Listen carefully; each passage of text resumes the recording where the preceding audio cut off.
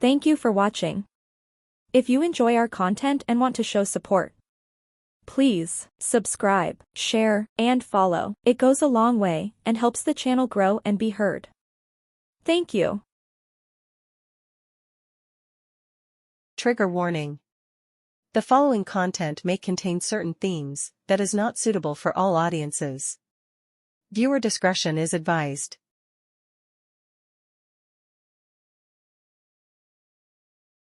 All right, I'm back.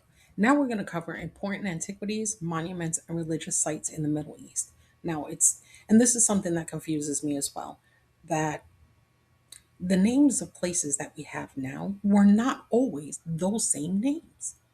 If you want to go into the Bible, if you want to go into the Quran, if you want to go into the Torah, they know the ancient names of these places. They know what they were renamed to be. So let's say I want to go and I want whatever it is that's at Yankee Stadium, right? It wasn't always called Yankee Stadium. So I know what it was actually called beforehand. This isn't real, obviously, but I would understand the significance of what it was, even though it was renamed. So there are these places all over the world where the higher ups know exactly what these places mean. They know how to set us off. They know how religion works. They know who believes what. And when they're constantly bombing each other, especially in the Middle East, especially in Asia, especially in Africa, especially in all these places outside of here, because we're like pretty much the newest country, right? I'm not saying we don't have things here. I'm just saying that the most significant places are in the Middle East. Okay, do you remember in the Iraq War, there was a lot of like side stories about the things that we were taking from there? There was like sculptures and gold and these underground tunnels with all types of stuff in it. All that had significance with the Middle East. We went over there, we bombed it, and we took it. Okay, so I'm going to read some of this, and I'm going to cover pretty much all of them because I want to. So, all right. The Middle East, rich in history and culture, is home to numerous antiquities, monuments, and religious sites. Many of these treasures are hidden or lesser known, offering unique insight into ancient civilizations as well as important religious traditions. So, here we have Petra. It's in Jordan. It's an ancient city carved into rose red cliffs, famous for its architecture and water conduit system. We got Baalbek in Lebanon, and it's known for its Roman ruins, including the Temple of Jupiter, a magnificent example of Roman architecture. We got Persepolis in Iran, the ceremonial capital of the Achaemenid Empire, featuring monumental structures and relief scriptures. We got Gobekli Tepe in Turkey, one of the most oldest known temples dating back to the 10th millennium BC, showcasing incredible stone carvings. We have Chaban de Hontar in Peru, and is an archaeological site containing significant religious and cultural artifacts exemplifying an early Andean civilization. Gee, Trinity, why should I give a shit? Here's why. Oh, it's a bunch of just, fancy stuff. No, these were giant places that were built for very particular reasons. You know how we're like, there was writings and caves and drawings, because they loved making us feel like we were stupid. Even back then, we were never stupid. But these places have scrolls. These places have writings. These places have secrets on how the world works, and how the earth works, and how the stars work. These are not just sites. These are big, giant pieces of information about who we are on this planet. I don't give a shit if it was a building. I don't care if it was architecture. A lot of places built, think about it. If you build a structure, are you just building it to look at it? No. There was people that lived in it. There's things that they built in it for a very specific reason. If you're in your house, I have a little studio here. Guess what? I got it. I got the apartment. I put the stuff in it and I use it for a very particular reason. That's how all places kind of work. Except these are very ancient. They have tons of information that we fight to collect. We fight each other, we bomb each other, we let our people die, we do all of these things to get that particular information. That's the true meaning of when we're in wars. And I will explain later on that this is not, well, I put World War III because that's what most people understand. We have been in world wars forever. It never stopped. It's just been different. This is just the worst one. Okay.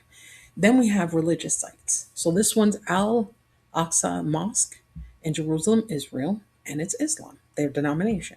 One of the holiest sites in Islam, featuring stunning architecture and historical significance. What did I say? We got the Church of the Holy Sepulchre. I didn't say that right. Jerusalem, Israel. Denomination is Christianity, believed to be the site of Jesus' crucifixion and burial, a major pilgrimage destination. Right. So even though they don't believe that Jesus is what Christians believe or what Muslims believe, Christians do live there. They're not treated well. If you don't believe that shit, look it up. They are severely mistreated. When everybody's like, there's an issue with Christians, they should pretty much throw in Israel. Israel hates Christians, hates them. Christians choose to ignore it, but that's on them. Then we have the Tomb of the Patriarchs. This is in Hebron, West Bank. Take into consideration where the West Bank is, and the denomination is Judaism. It's a sacred site for Judaism, traditionally thought to be the burial place of Abraham, Isaac, and Jacob. Then we have Mount Sinai in Egypt, which is Judaism, Islam, and Christianity, traditionally identified as the locations where Moses received the Ten Commandments. Before I go on, if you really want to find out what's going on with the Ten Commandments, some religions, and I'm going to go with Judaism, believe that there were hundreds of commandments. There wasn't just 10. There wasn't just 10.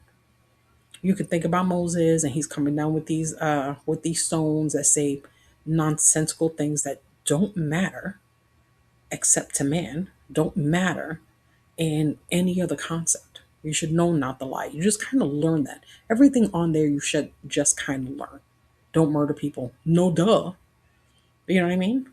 So, and then we got Zagharat of Ur, and that's in Iraq. So the historical significance there, and there is no denomination, it's just a historical site. It's a massive step pyramid from the Sumerian civilization, indicative of ancient Mesopotamian architecture. Then we have the hidden treasures and lesser known sites.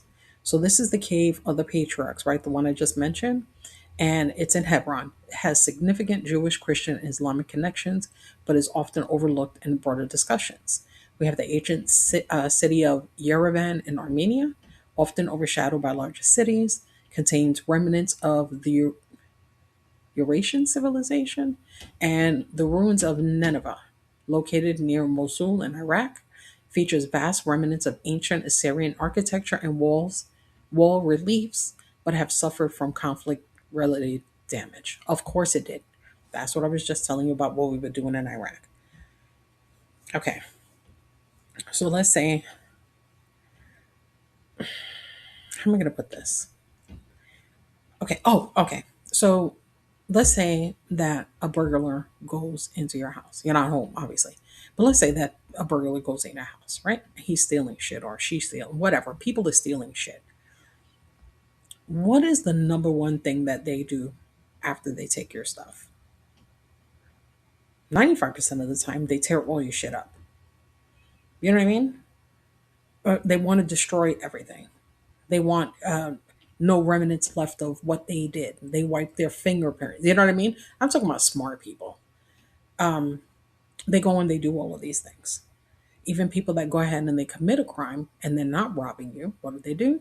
They destroy everything. And why? To destroy evidence of its existence or to make you look the other way and not actually look into what their purpose truly was. That's what we did in Iraq. Okay. So we're going to come back in a minute. We're going to talk about This is going to be my last one about religion. I just wanted to express the absolute importance about all of these different places. Why World War III is already happening. We are in it. We are in it. It's not, oh, it's close. It's not. We are currently in it.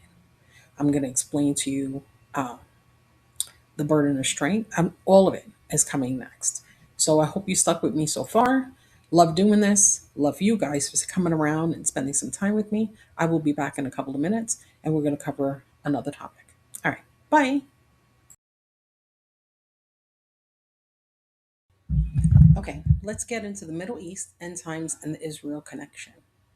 So, Judaism, the messianic expectations. So, the arrival of the Messiah is anticipated, bringing peace and restoring Israel. I got to cover this really quick. I know it was one sentence. Listen, the arrival of the Messiah is anticipated, right? So, would this be the legacy of Trump? Would this be Bibi? I don't know. But here's the thing, the bringing peace and restoring Israel is the most important part to me.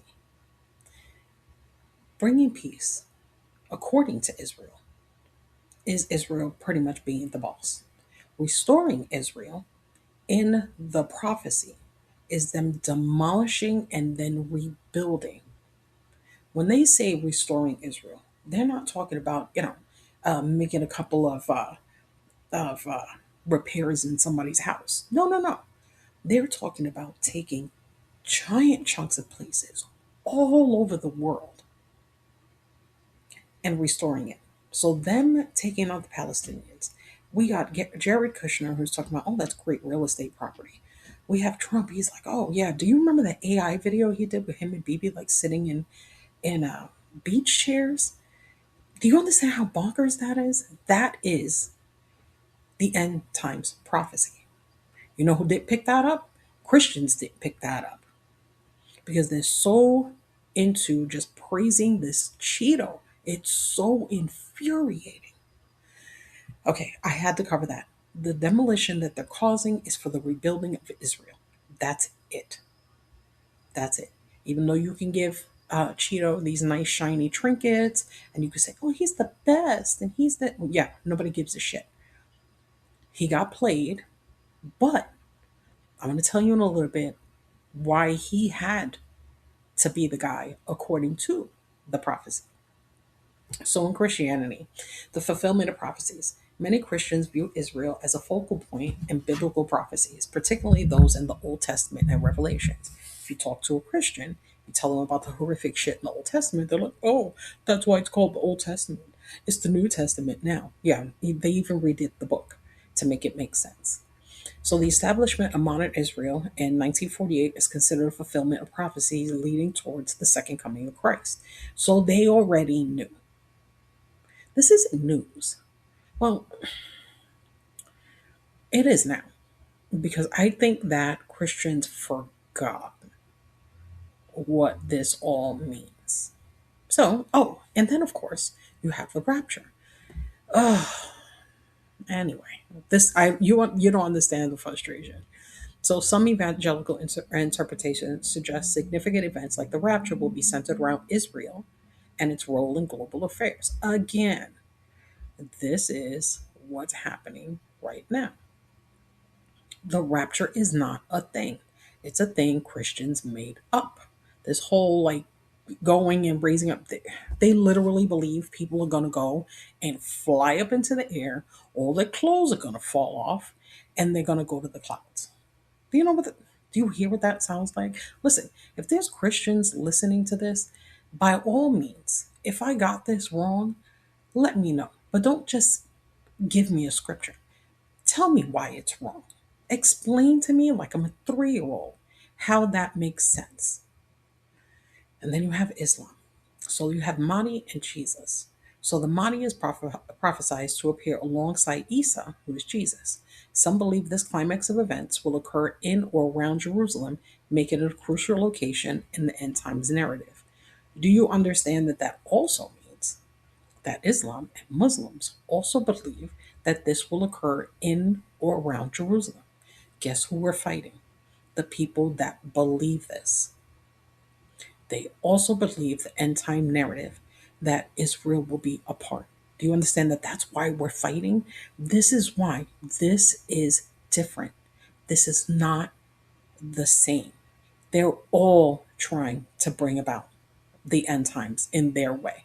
The end times to me doesn't mean that Jesus is going to come. That's not what it means. End times means that I'm going to go outside one day and everything's going to be on fucking fire. That's the end times to me.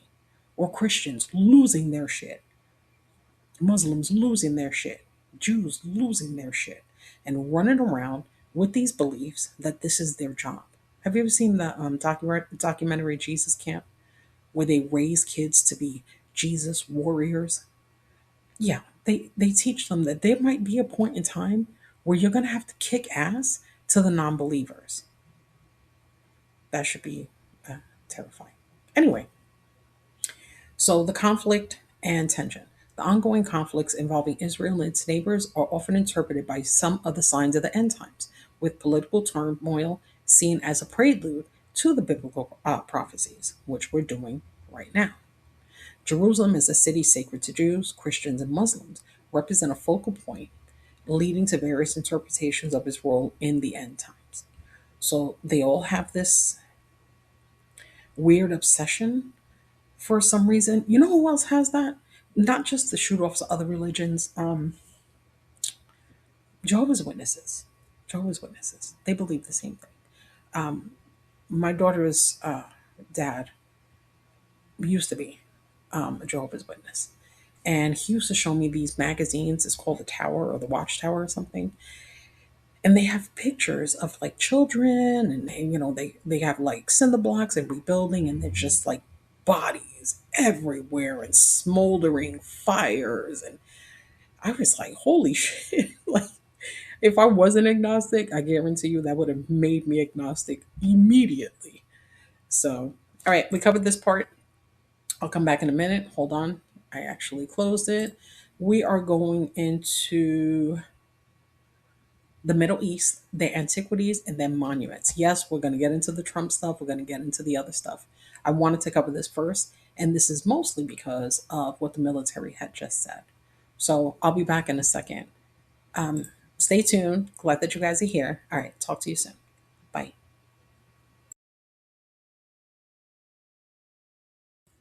Okay, let's cover Israel and the Antichrist. So I'm going to read a little bit from this because I'm more familiar with the Christian part. I know Israel had something to play in this, but I kind of wanted to cover Israel's part. Let me throw in here in the beginning. They know that Jesus existed, or they believe that Jesus existed, but that he's not the Son of God, that he's a historical figure, that he's a guy, he lived, but that he isn't who Christians believe. And that's always confused the shit out of me. Like, they're so, look at what's going on now. And it's the radical Christians that are really behind this. And their most core part of their religion, Jews don't even believe in. It doesn't matter. Anyway, let's talk about this. So here are the key elements related to the Antichrist of Israel. So, biblical context. Daniel's prophecies, the book of Daniel, speaks of a little horn that arises in the end times, often interpreted as the Antichrist.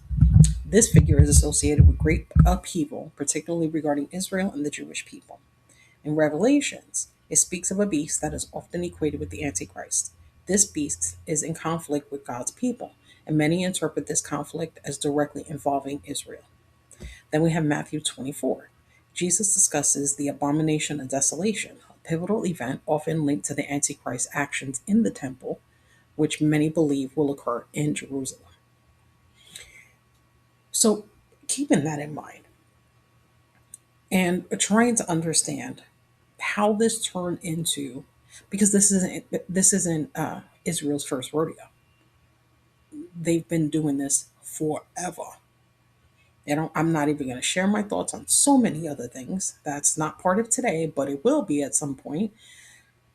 Them believing that they are the main focus of a prophecy that involves the entire world, this one place, is concerning.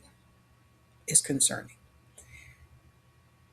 When you think about it that way, and you think about the year that they became a state, and you think about what part of the books that they get this from, none of it matches. Here's my thing on the religious point. I'm agnostic, right? Which pretty much means I don't know shit, and I'm okay with that. When you start realizing that all of our books are different, that all of our stories are different, that our perspectives are different, then you can't say one thing is true. You just can't. My biggest issue with religion is that it's man made. It's not. Okay. So the Ten Commandments, right? Don't covet somebody else's wife, don't lie. Like, none of these things make sense. None of them tell you to be spiritual, or that your mind, your brain, your body can do all of these amazing things. It just tells you the basic shit that a guy would tell you.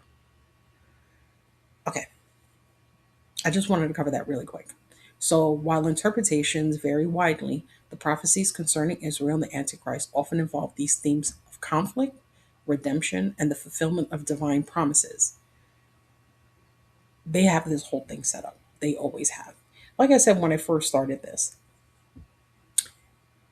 when Trump says, no president ever wanted to do this, blah, blah, blah, yet there's a specific reason why this has never been into play. When BB comes on TV and says, oh my God, he's amazing, nobody would have ever done what he did, he's not lying. He's not lying. He's been waiting. All of Israel has been waiting for this one moment for somebody to dare take that step. And it was Trump that did it. We're going to get into the end times and the Middle East right after this. So give me a minute and I will talk to you guys soon. Okay, bye. Hey everybody, it's Trinity, and you're listening to Necessary Truth Radio. And I kind of messaged earlier that I was going to do this tonight. I'm actually just going to get to the point. I'm going to chop this up into pieces, and then I'm going to blend it all together. First thing I want to kind of discuss is the complaints from military about what was just told to them. So far, 110 complaints have been lodged with the Military Religious Freedom Foundation, the MRFF, saying that the commanders are telling them that the war has something to do and is set up for end times prophecy. That is terrifying. So, one notable incident involved a commander telling non commissioned officers that the conflict was part of God's intent, emphasizing that President Trump has been anointed by Jesus to initiate these events, essentially framing U.S. military actions as part of a broader spiritual warfare. I don't think I have to explain how terrifying that is. But if you think about it, there are millions upon millions upon millions of people that believe this, that honestly believe this, that they think that Trump is the second coming. They don't think of him as the Antichrist. They think of him as Christ himself, which is also terrifying. So the concerns are raised, of course, about their morale, right? It's not just that the military just has a bunch of Christians, radical Christians. No, you got agnostics, you got atheists, you got every other. There's so many religions. So hearing this might have pumped up some people, but I can guarantee you it didn't pump up everybody. By telling by telling these people that what they're doing, losing their lives, killing innocent people, doing all of that is biblical prophecy, is something that I think is going to get us, that this is going to become the holy war that Israel has been wanting. So after this, I wanted to cover this first. After this, we're going to talk about the prophecy between Israel and the Antichrist, because there is. Then we're going to cover the Middle East end times, because it's a completely different thing. They all have their different places, their different people, and all have different beliefs on how this is supposed to happen. But I can guarantee you that the most radical in any group, anywhere, and I'm talking about, you can go to China, you can go to Russia, everybody has their own end times prophecy. It's terrifying that they're being so blatant about the one that they believe here. I don't personally think there's enough radical Christians in this country for this shit to fly. I just don't. I just don't. And I don't think people in the military believe that either. So I'm going to come back in a minute and I'm going to splice this together. The next one we're going to talk about is Israel's part in all of this and the fact that Trump has been in a play, but where he comes into play symbolically. Okay, guys. So I'm going to go ahead and end this and I will be back in a couple of minutes. All right. Bye. Okay. Let's cover something called NSI. I had seen something about this not too long ago. So anyway, it pretty much explains um, propaganda and how it works. So I found I found a PDF from the Media Ecology and Strategical Analysis Group. This is a really old thing, but I cannot download it. I tried to, it's a PDF, but I cannot download it. Of course I can. So I'm going to read some of it. But the first thing, just to make sure you, you try to catch this as much as you possibly can. Don't know how much of this I'm going to read, but this comes from us. This explains us and how they do this to us. So I'm going to start by first explaining to you something called, what's it called again? Project Infection. And infection is spelled Infektion. So, Project Infection refers to a covert disinformation campaign orchestrated by the KGB during the Cold War, specifically in the 1980s.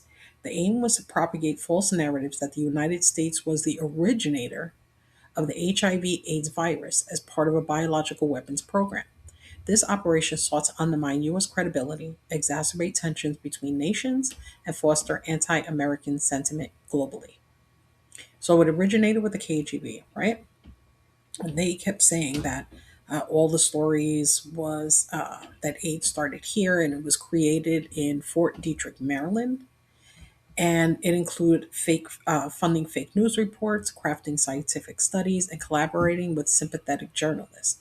Notably, misinformation reached mainstream media, illustrated by a CBS Evening News report that broadcast these unfounded claims.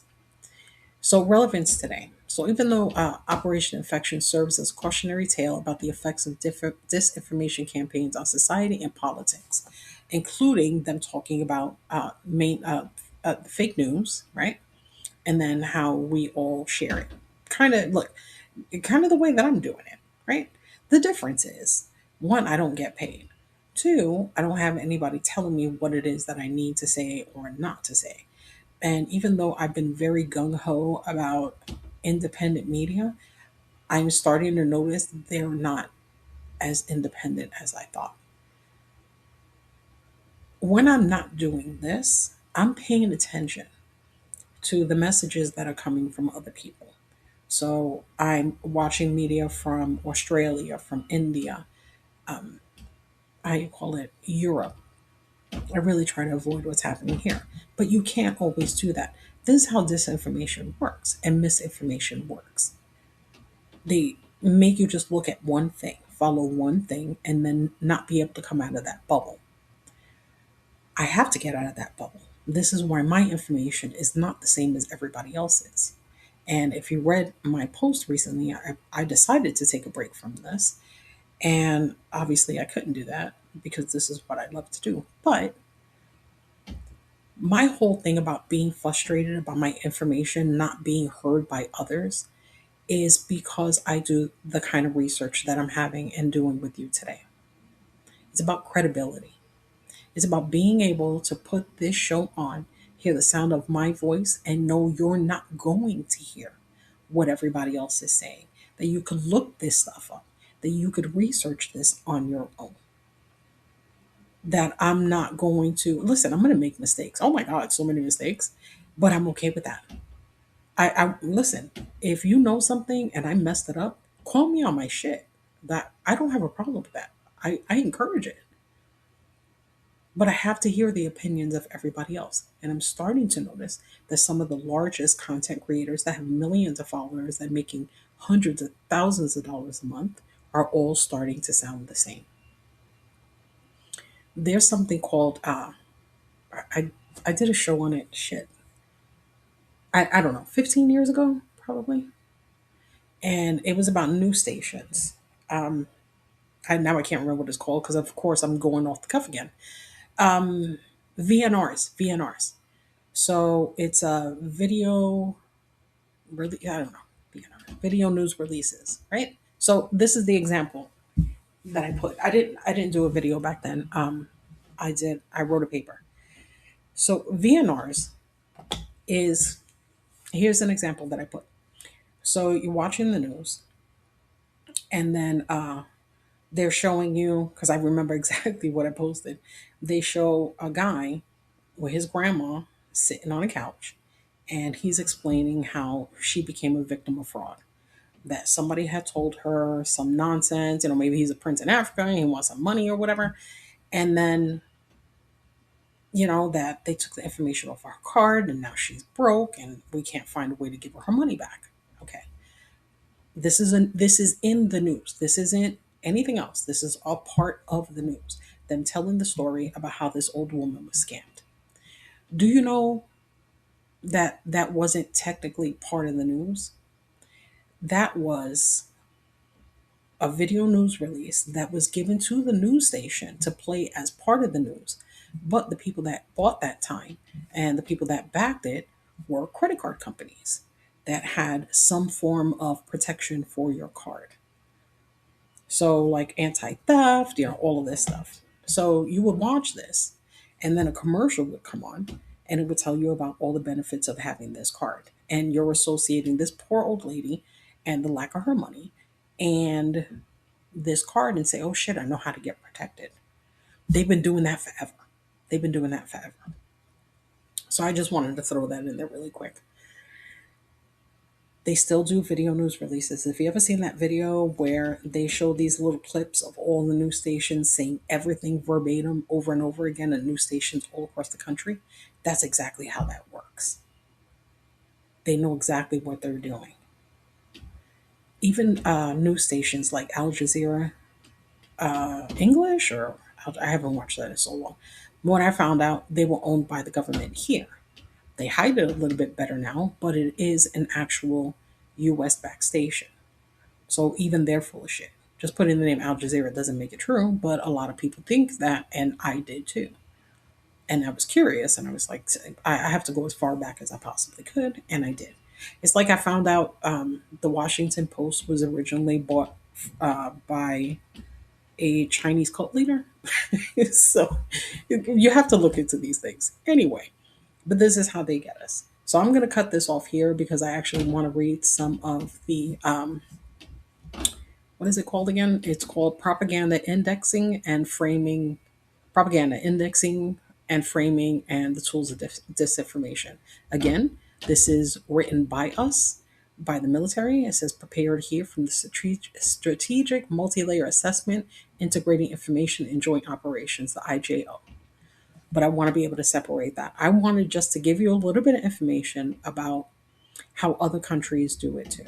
And if Operation Infection wasn't weird enough, that's the same way we did it with COVID. Did you ever hear back in the day that that AIDS had originated in Africa and it was like a dude that fucked a monkey? I heard that. Like, that was a legitimate story that ran rampant. I remember, I think when I was like 14 or 15 when I lived in New York, and I'll never forget this because I thought it was the weirdest thing I had ever heard. And I was around when I have quite a few people, not just in my family, but friends that didn't die from HIV. They died from AIDS. I slowly watched them turn into skeletons and die. Um, they had a news, they did a news coverage about the possibility that grapes, yes, grapes, can cure AIDS. The people that were buying grapes in New York, it was ridiculous. Until I started doing research, I realized that was a VNR. Now I know. Now I know. I don't have TV. I have a giant screen. It's my computer. I haven't seen a commercial and I don't know how long. I just don't partake in that. So everything I do is digital. So sometimes when I have to do these kinds of shows, I don't know what to refer it to, what everybody else is seeing, but I do know that I'm starting to recognize the independent media people, and I'm going to name a couple. I love Tyler Cohen. He's starting to be repetitive. You know who's huge? Aaron Parnas. The he's starting to beat out mainstream news. I think he beat out Rogan, the Midas Touch. These are places that I know people follow religiously, and it's because they tell you the news and they tell it to you fast. There's about 10 things that have happened in the last 2 months that I did a show about that beat out Midas Touch and beat out Aaron Parnas that had bought up weeks prior. So they're starting to sound like the same people. It's just you get used to this. They don't do shows as long as I do, but they're repeating the same information. When you want to be the fastest to get the news, it's not about giving the news properly. It's not about me showing you a 20-minute clip or of something that had already happened. It's about them getting clicks because the one that says the fastest, the most famous one is Aaron Parnas. He comes up with the news on point as fast as he possibly can. And he's doing this solo at this point. But his video is short. I can guarantee you he's a millionaire at this point. And I have come up with information days, weeks, months earlier than he did. They're all starting to sound the same. So once I start explaining the I'm sorry, the NSI. Why do I keep saying that? You know what I'm thinking about? That NCIS show? Uh, yeah. Anyway, I'll be back in a minute. Um, you might want to chill for a little bit, take a little bit of a break. When I come back, I'm gonna try to read off what I can. I cannot download this. My computer will not me do it. Let me do it. I'm assuming it's because I have my VPN on. So the words are tiny. So I'm moving really close to my screen so I can read it. Um, this is going to explain a lot of what's going on right now. So let's see. Come back in a minute. I love you guys. Thanks for taking the time to be with me, and I will be back in a couple of minutes. Okay, bye. Okay, so I found another article, and this is going to be short because I want to cover the Iran part of this. So these are the three shades of propaganda. So in his book in 1949, Psychological Warfare Against Nazi Germany, former OSS, now the CIA, operative Daniel Lerner details the U.S. military's World War II Skyware campaign. Lerner separates psychological warfare into three categories. So there's white propaganda. The information is truthful and only moderately biased. The source of the information is cited. Gray propaganda, the information is mostly truthful and contains no information that can be disproven. However, no sources are cited. And black propaganda, literally fake news. The information is false or deceitful and is attributed to sources not responsible for its creation. Kind of got to throw in here really quick. The white, gray, and black propaganda, man, the fact that those colors, the white and black propaganda, is still a thing, that is such a dog whistle. Anyway, that's a whole nother show. Anyway, so those are the three. So I would consider myself in the white propaganda, right? The information is truthful, only moderately biased because I'm putting my spin on it, but the source of information is cited. Like I tell you where I'm getting it from, and then we have literally fake news. So it says while gray and black propaganda campaigns often have the same immediate impact, those also carry the greatest risk. Sooner or later, the target population identifies the information as being false, thus discrediting the source. See, I didn't read this before, but this is exactly what I said about my work. So, as Lerner wrote, credibility is a condition. Before you can make a man do as you say, you must take him. Wait. Before you can make a man do as you say, you must make him believe what you say. I get what that means, but I tell you to go do your own research. It's like I said, sometimes I'm just wrong. Or if there's a disagreement, let's talk it out. Anyway, So now we have psyop in battle. On the actual battlefield, psychological warfare is used to obtain confessions, information, surrender, or defection by breaking the morale of enemy fighters. Like we talked about the gay bomb, waterboarding, Abu Ghraib, all of that. By the way, a lot of those places are actually still running, and now we're actually doing the same thing on U.S. soil when normally we don't do that because we're not supposed to torture people. But that's exactly what we're doing in the ICE detention camps. Anyway, distributions of pamphlets or flyers encouraging the enemy to surrender and giving instructions on how to surrender safely. Remember, this was written a long time ago. Then we have the visual shock and awe. You remember shock and awe, right? That was the Iraq War. That was what Bush called it. Sleep deprivation through the continual projection of loud, annoying music or sound toward enemy troops. We already know that that's been done. The threat, whether real or imaginary, use of chemical or biological weapons. We know we do that. Radio stations created to broadcast propaganda. That's almost everything that, especially in the US, that we use. Then we have random use of snipers, booby traps, and improvised explosive devices or IEDs. Then we have one of my favorites, the false flag events. Attacks or operations designed to convince the enemy that they were carried out by other nations or groups. We do that more than anything else, especially here in the US. The fact that we think we're the freaking police of the world, and everybody's like, because yeah, every once in a while, I go through comments and I don't fight with people, but I definitely give my intake. And then when they start yelling and screaming, then I just put the laughing emoji and I never write back. But I just want them to know that I think that they're hilarious and that everything they said was funny and not factual to me. It could be fact. I don't know it's factual to them, just not to me. Anyway, and they're like, oh, how do you feel about how their country was treated, how they treat women, and how do we treat women?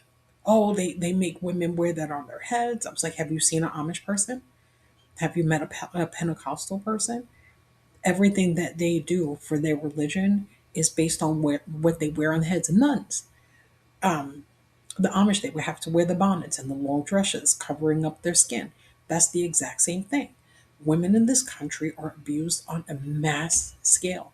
And it's not just work, it's physical violence, it's sexual violence, it's physical abuse, it's everything.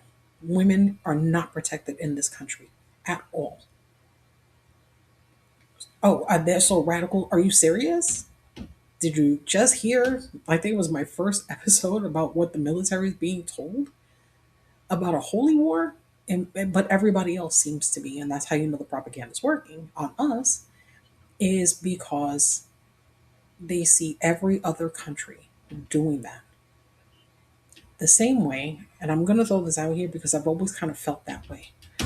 When they're talking about the Middle East and how they treat women or how they want women to dress, right? There's a couple of things that I believe with that. One, I think they clearly understand men cannot be trusted. I'm sorry, that's just the way that is. I think that they're trying to make sure that men don't do the kinds of things that they do here.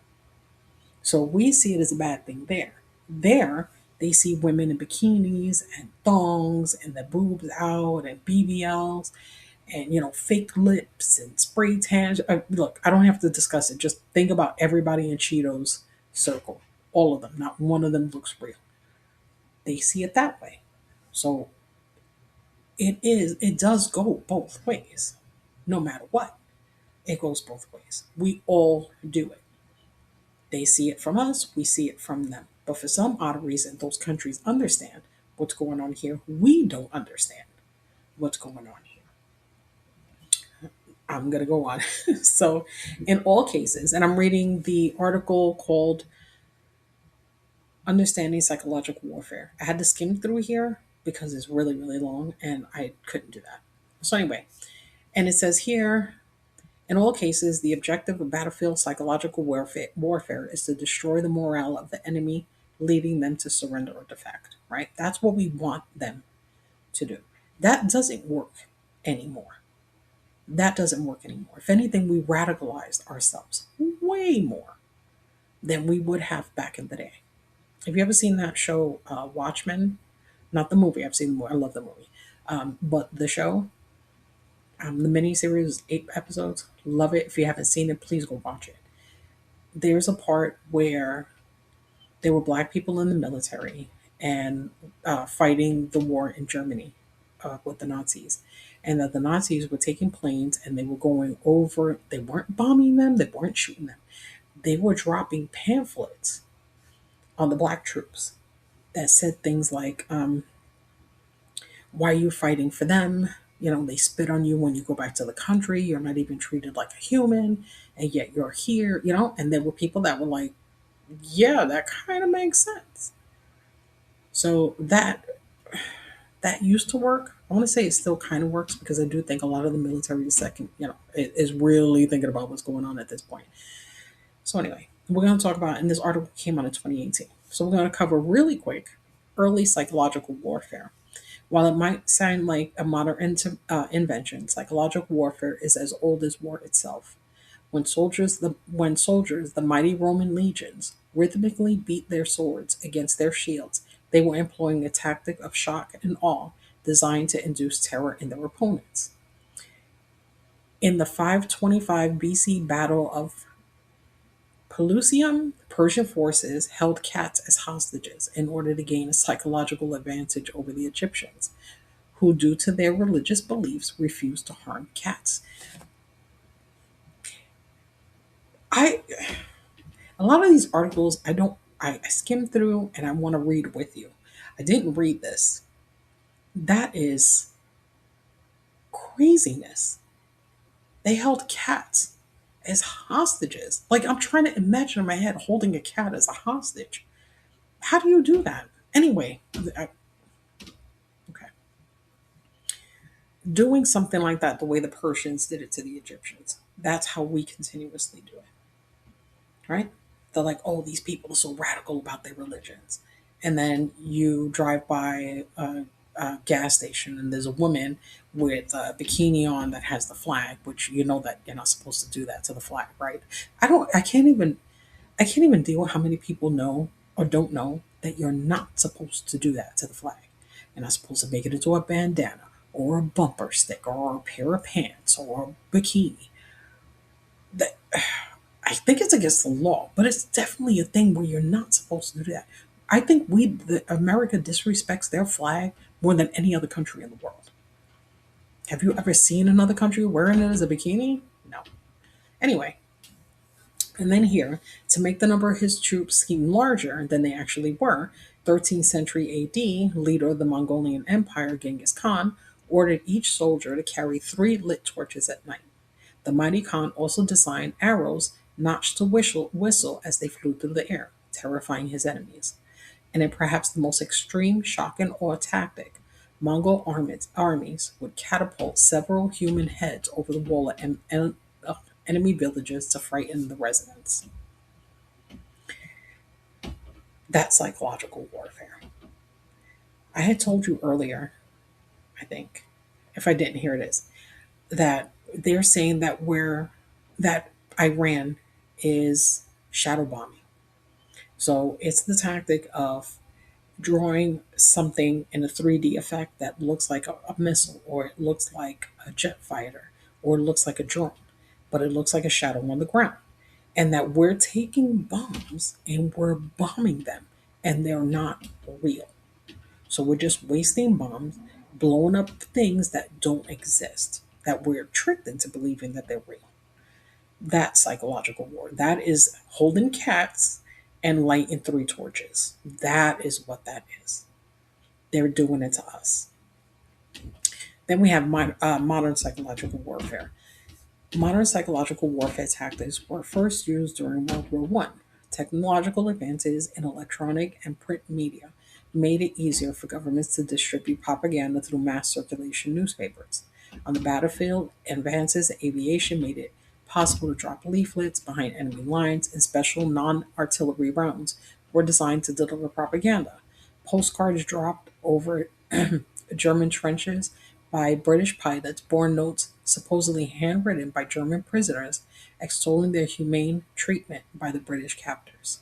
During World War II, both Axis and Allied powers regularly used psyops. Adolf Hitler's rise to power in Germany was driven largely by propaganda designed to discredit his political opponents. His furious speeches mustered national pride while convincing the people to blame others for Germany's self inflicted economic problems. Use of radio broadcasts, PSYOP reached a peak in World War II. Japan's famous Tokyo Rose broadcast music with false information of Japanese military victories to discourage Allied forces. Germany employed similar tactics through the radio broadcast of Axis Sally.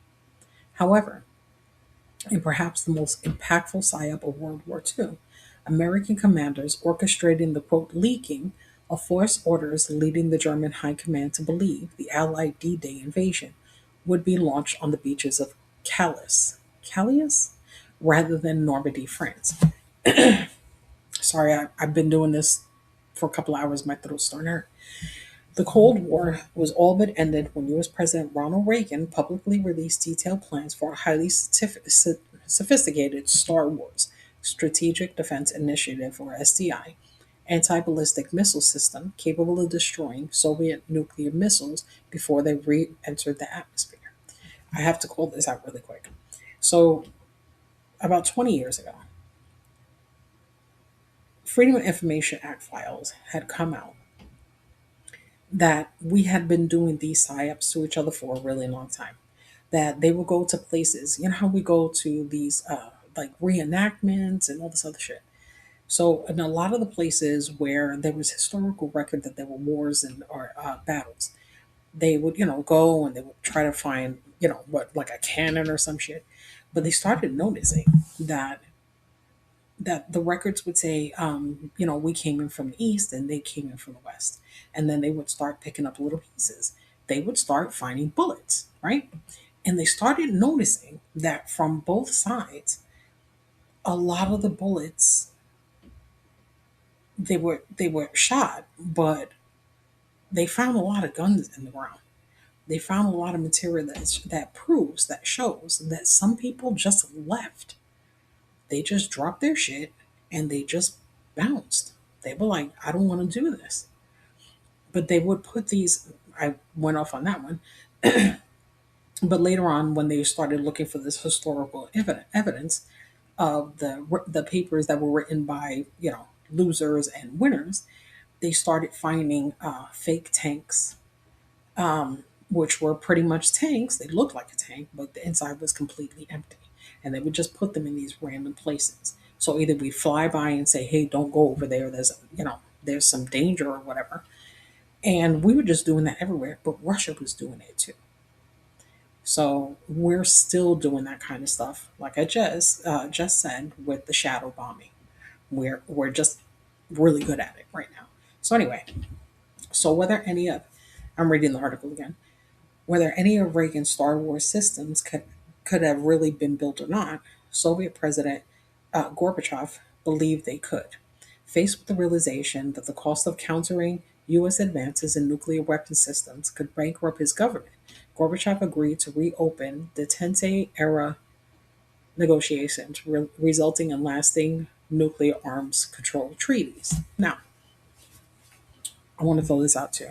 There's a movie with Angelina Jolie called The Salt Treaty. I don't, I can't really remember why I started looking into it. Anyway, so the Salt Treaty, at some point, there was a discussion between the U.S. and Russia. Now,